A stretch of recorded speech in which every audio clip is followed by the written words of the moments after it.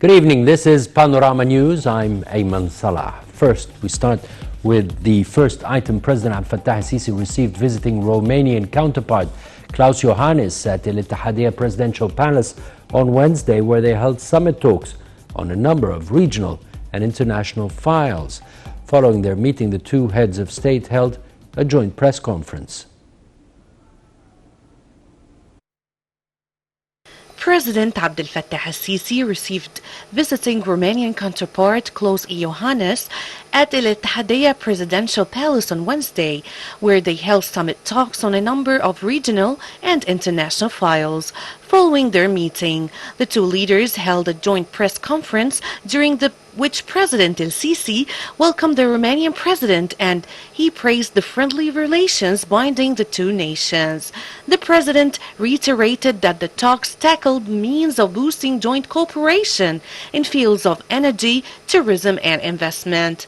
The head of state said that the talks also covered the latest developments in the Libyan issue, the Palestinian cause and the Syrian crisis, as well as illegal migration file. For his part, Iohannis expressed gratitude for President AlSissi's welcome for his visit and asserted the country's keenness on enhancing bilateral trade relations and opening new markets in Africa. Iohannis said that he discussed with President AlSissi a number of regional and international issues of mutual concern, where he pointed out that Romania is ready to offer support for Syrian and Libyan peoples. The talks also touched means of fostering cooperation between Egypt and Romania and the industry field through implementing a number of new projects during the coming period.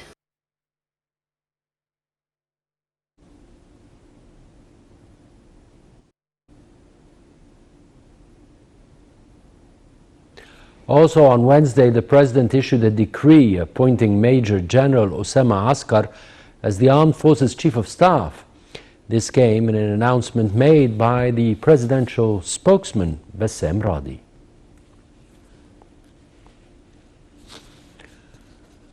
Foreign Minister Sameh Shoukry stressed the significance of raising the level of climate action, including the decrease of gas emissions that cause climate change. In a recorded speech to the high-level meeting of the UN General Assembly, Shoukry also called on the international community to support developing countries, especially in the African continent, to enable them to adhere to the Paris Accord. The top diplomat expressed Egypt's keenness to participate in the 26th round of the UN Climate Change Conference, which will be held next month.